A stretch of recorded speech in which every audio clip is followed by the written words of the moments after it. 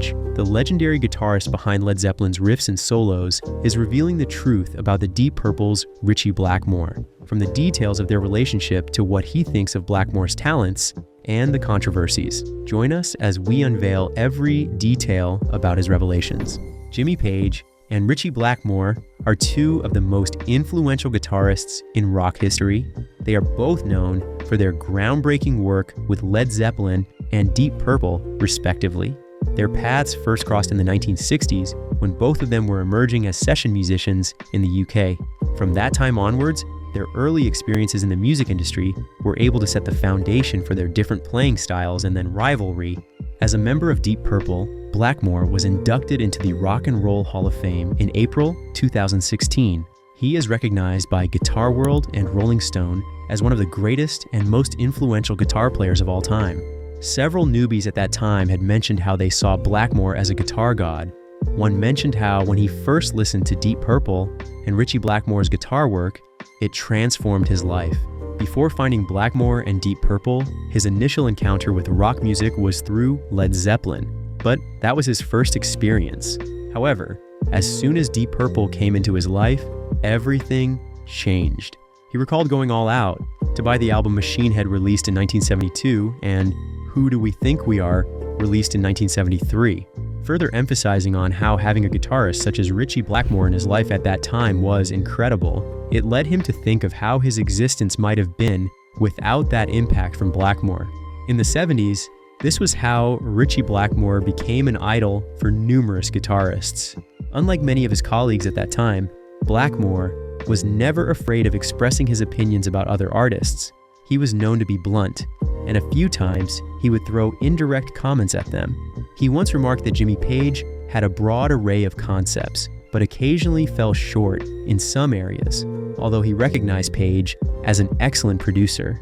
One time, Ritchie even made comments about Jeff Beck, even though he had always respected Jeff Beck, referring to him as his idol and an exceptional guitarist. But this time, he also pointed out that Beck lacked many ideas and faced challenges with songwriting. Apart from Jeff Beck, Blackmore has also made comments about Eric Clapton, noting that Clapton had once suggested he incorporate vibrato into his performance. Although Ritchie appreciated Eric's vocal talents, he confessed he was never impressed by his guitar skills. Well, this is more of Blackmore's personality, an artist who is never afraid of making comments about any of his colleagues. Well, at 81, Jimmy Page has come forth to clear the air and say just what he thinks about Ritchie Blackmore. At least, this will somehow bring an end to years-long debate surrounding the talents of both artists. Page mentioned that in terms of a solo, he can't compete with Blackmore, especially in the live concerts arena. He further mentioned that he has been aware of Blackmore's classical studio training, just like himself. But somehow Blackmore is ahead of him when it comes to this. During an extensive interview at Oxford University that exceeded 2 hours, Page made mention of both Deep Purple and Blackmore. He acknowledged Blackmore's strong guitar experience, comparing it with his own and giving crown to Blackmore. During the 60s, they had an exclusive group of leading London session musicians, which included Big Jim Sullivan, Jimmy Page, and John Paul Jones. Blackmore at that time wasn't included in this exclusive group, although he did contribute and serve as a session musician for Joe Meek's projects, supporting various well-known British musicians of that era. One time, David Coverdale and Jimmy Page decided to do a collaboration on the Coverdale-Page album released in 1993, which became a successful project that was able to blend their respective music styles. During this period, Page was so sincere in acknowledging and also sharing his appreciation for Deep Purple, particularly their blues-influenced phase. Coverdale even suggested that Page liked songs such as Mistreated and Soldier of Fortune, both of which had strong blues elements. But somehow, on the other hand, Robert Plant's attitude towards Deep Purple and its vocalists was far from friendly. It felt more like to Plant, there was nothing sweet or worth commending about the band. He was known for dismissing their contributions, often criticizing both Ian Gillan and Coverdale. During an interview in 1982, Plant made his dislike for the band extremely clear, stating that Ian Gillan was merely a screamer and not a true musician. He further stated that while he was away, many guys ripped him off. He stated that there's some guy, Ian Gillan, who can scream 12 bars in a second, and for him, he doesn't think that's music. Plant was also showing his dislike for Coverdale, always dismissing him as someone who just loved to imitate. He even went as far as to say that Coverdale had been in many substandard groups. Well, somehow, this attitude of his led to several indirect tensions between them. Not just that, it also extended to fans and critics who often speculated that Plant saw Coverdale as a direct competitor due to their similar vocal styles. This isn't all.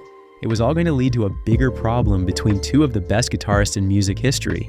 Despite the criticism and all that was said, Coverdale Page was a commercial success, and many fans appreciated the chemistry between the two musicians. However, the rivalry and Plant's remarks added another layer of controversy to the ongoing comparisons between Led Zeppelin and Deep Purple. And not just that, it also pushed the Controversies, indirect competition many suspected between Page and Blackmore, to another level. Jimmy Page began his musical journey as a session guitarist in the early 60s. At that time, he worked extensively as a hired musician, recording for various artists, including the Rolling Stones, The Who, and many others. One thing stood out for him: the fact that he was extremely versatile and had some technical skill, which made him a sought-after session player, allowing him to gain experience across multiple genres. Just around the same time, Page was involved with several bands, including the Yardbirds, which he joined in 1966. His time with the Yardbirds played a significant role in shaping his style, blending blues, rock, and techniques that would later define Led Zeppelin's sound. For Richard Hugh Blackmore, who was born on the 14th of April 1945, he was recognized as an English guitarist. He was a founding member and the lead guitarist of Deep Purple, and was known for his jam-style hard rock music that mixed guitar riffs and organ sounds. One thing stood out about his talents: the fact that he could create guitar riffs and also play both classically influenced and blues-based solos. By the time he was 11 years old, he was given his first guitar by his father on certain conditions, including learning how to play properly, so he took classical guitar lessons for 1 year. During an interview, he mentioned that he started the guitar because he wanted to be like British musician Tommy Steele, who used to just jump around and play. Blackmore hated school and his teachers as a young child. It was revealed that he would always get caned for speaking in class, which affected him to the point he had difficulty in talking to people in subsequent years. Blackmore also had odd feelings about education, thinking that if he were to excel in his studies, he would end up being like his teachers. By the time he was 15 years old, he left school and started work as an apprentice radio mechanic at nearby Heathrow Airport. He took electric guitar lessons from session guitarist Big Jim Sullivan. By the break of 1975, after leaving Deep Purple, Blackmore formed the hard rock band Rainbow. The band then moved to catchy pop-style mainstream rock, but sadly, they also broke up in 1984, with Blackmore rejoining Deep Purple until 1993. When he was young, it was revealed that back then, both Jimmy Page and Blackmore all came from a similar area. At that time, Jimmy Page was in the same village. Meanwhile, Eric Clapton was a few more miles out, and Jeff, on the other hand, was in another area. He met Jimmy Page in the 60s, just while he was playing in a band where they used to dress up as caveman, and he was thin as a rail at the time. So, somehow, he was embarrassed to have this cloth on with all his bones showing. Blackmore mentioned that somehow he knew that Page was going to be a successful artist then. Not only was he a good guitar player, he had that star quality there. There was something about him. He was very confident and didn't display any form of arrogance. So, somehow, he thought to himself at that time that Page was going somewhere. Although at that time, Page was way ahead of most guitar players. He was really good. He knew he was good too. He wasn't arrogant, but he was very comfortable within himself. Then fast forward to the period of 1964 and 65. They did a couple of sessions together. One was with Jeff Beck, where Jeff took the solo. It was revealed that while Blackmore was playing, Page was looking at his hands, and all of a sudden, Blackmore asked why he was looking at his hands. In response, he mentioned that he didn't know where they were, so he is just following his chords. As a session musician, playing for producer Joe Meek, unlike Page, who built a reputation as a broadly skilled session player, Blackmore was more focused on developing his distinct sound, influenced by classical music and blues. In the mid-60s, he played with the Outlaws, while with the band, he got the first taste of success. He has been known to engage a playing style that is aggressive and precise, characterized by fast picking and solos, elements that would later become key features of Deep Purple's music. As time went on, a point of controversy between the two guitarists was centered around the Kinks' 1964 hit, titled "You Really Got Me." At that time, there have been claims that Page played rhythm guitar on the track, while some sources suggested that Blackmore contributed to the recording. However, Page since then has denied playing on the song, stating that the Kinks guitarist, Dave Davies, performed all the parts. This particular argument by both the media and their fans reflects the confusion surrounding the session work of both musicians during this era. Although Page and Blackmore were aware of each other's work, their early interactions were limited.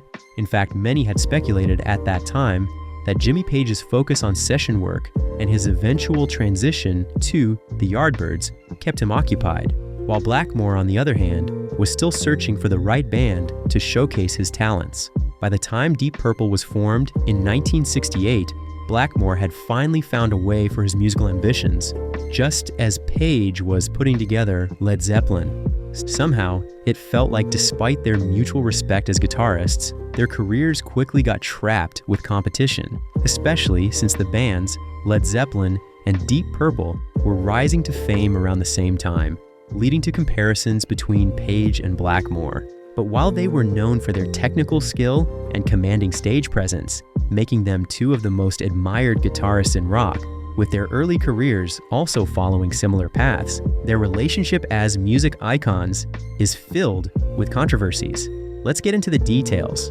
The professional conflicts between Jimmy Page and Ritchie Blackmore were shaped by their roles as leading guitarists of two of the biggest rock bands of the 70s, Led Zeppelin and Deep Purple. While both musicians were seen as pioneers in the hard rock and heavy metal genres, their styles and approaches to music, their craft, and unbelievable stage presence led to an unspoken competition between them. Though they have never openly had any argument or confrontation, their rivalry was mostly evident in the comparisons made by fans and critics, as well as their indirect remarks and comments about each other over the years.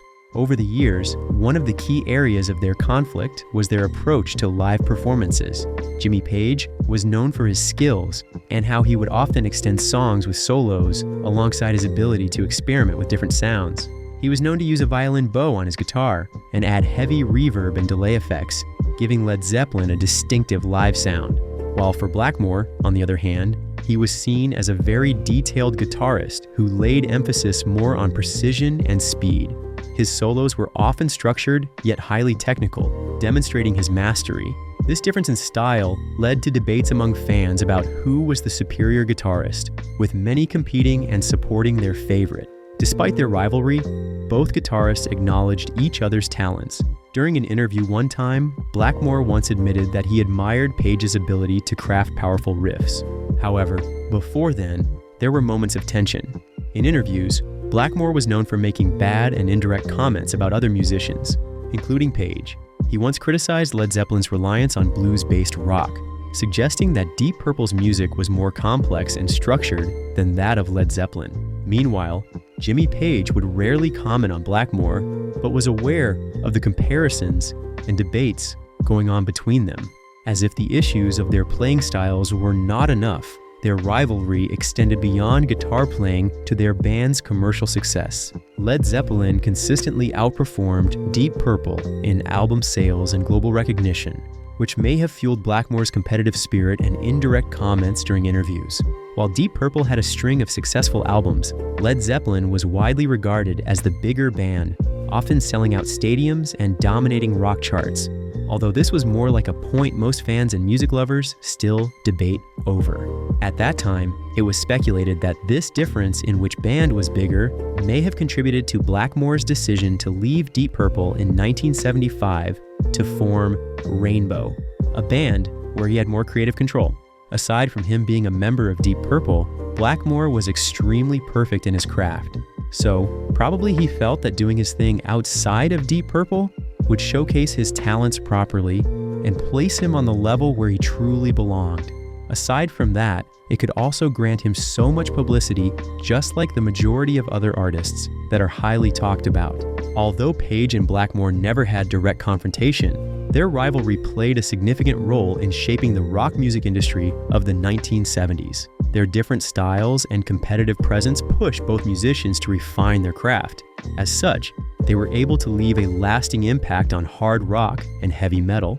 However, there's no doubt that their relationship has had moments of tension over the years. While they were never openly fighting each other, comments, musical differences, and personal encounters created an air of rivalry between them.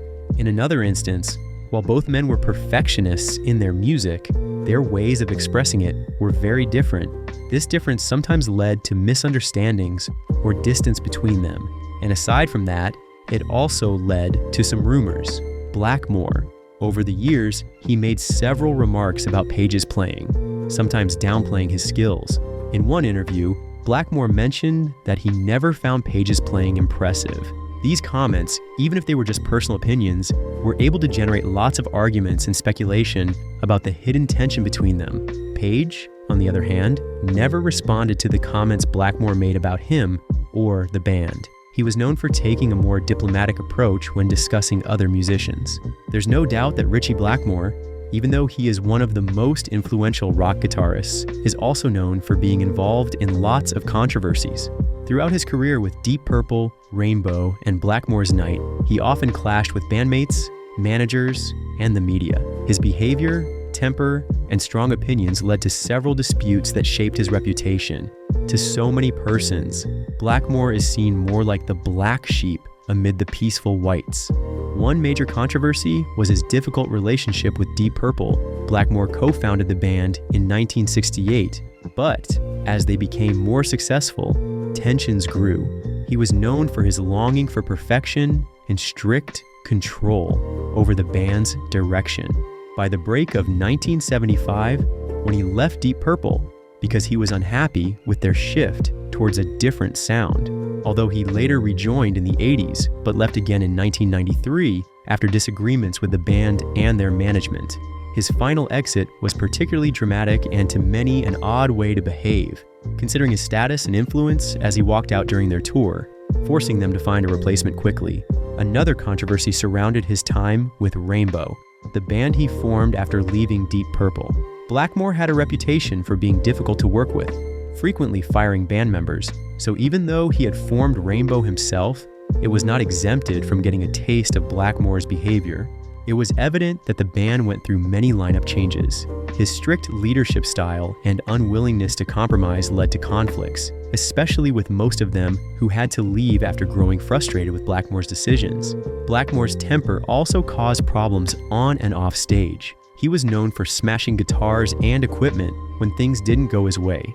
Sometime in 1974, during Deep Purple's performance at the California Jam, he refused to go on stage at the scheduled time, causing tensions with event organizers because he wanted the sun to set before their performance for better stage lighting. When he finally performed, he smashed his guitar and set amplifiers on fire, leading to legal threats from the festival's organizers. His difficult relationship with journalists and interviewers was another source of controversy. He was known in the industry as one who disliked giving interviews and often treated reporters badly. He sometimes refused to answer questions or walked out of interviews if he didn't like the discussion. This created a perception that he was arrogant and unfriendly, though most of his extreme fans argued that he simply disliked media attention and should be allowed to express himself whichever way he deems fit. By the break of the 1970s, it was revealed that Blackmore was involved in accusations of being selective of a particular kind of people or race due to some comments he made about certain musical styles and cultures. As a result of this, many called him names and described how insensitive he was. Additionally, some believed he was responsible for the lack of diversity in Rainbow, as he frequently hired white musicians, even when auditioning talented black artists. Well, As usual, others defended him, arguing that his hiring choices were based purely on musical ability. On the other hand, Zeppelin fans often argued that Page's contributions went beyond just guitar playing, as he was the mastermind behind the band's sound and production. Both guitarists have been accused of borrowing ideas from other musicians. Page has faced allegations of plagiarism, with several Led Zeppelin songs being the subject of legal disputes over stolen riffs and lyrics. Some critics argue that his reputation was built on modifying existing music rather than creating something completely original. Blackmore, while not accused of plagiarism, was sometimes criticized for being too strict in his approach to music. His demanding nature made him a controversial figure, with some musicians refusing to work with him. Aside from his indirect competition with Page, Blackmore developed a reputation for being difficult and unpredictable. He often avoided interviews, rarely interacted with fans, and had a history of clashing with fellow band members. And another example of such conflicts was his regular troubles with Ian Gillan. There are many reasons why two people in the same band could go from being cool bandmates to hating each other. Creative differences, substance use, different career objectives, and a lot of other factors could make relationships between bandmates go sour, and it could take years for their differences to be resolved. It was also revealed that Blackmore's decision to leave Deep Purple multiple times also created controversy, with some believing he abandoned the band when they needed him the most. Unlike Page, who remained in Led Zeppelin until the band broke up after John Bonham's passing, Blackmore was seen as someone who put his interests above group loyalty. This led to mixed public opinions about his character, as some people admired his dedication to his craft, while others saw him as arrogant and uncooperative. Blackmore has been associated with so many controversies, with many referring to him as always acting childishly, while others on one hand think it is creative, an act of artistic freedom. Others see it as him being immature. There's no doubt that Ritchie Blackmore is not for everyone, especially since he has been in between arguments for years, as many have questioned the reason for his refusal to adjust to modern stuff. Although he is a very private person who has no interest in the modern media and publicity, people tend to think that this is him being proud or snubbing people, but it may just be a sign of a man who doesn't want to be bothered or troubled anymore. Despite the controversies, Blackmore remains a legendary guitarist, although his strong personality and unwillingness to compromise often led to disputes alongside his comments about some of his colleagues. Whether he's viewed as a genius or a troublemaker, his influence on music is unquestionable, and at 81, Jimmy Page himself has revealed the very truth about how he sees Blackmore. So, regardless of his flaws, Ritchie Blackmore remains the god of guitar, and his legacy will continue. If you enjoyed this video, like and subscribe, and also click the next video shown on your screen.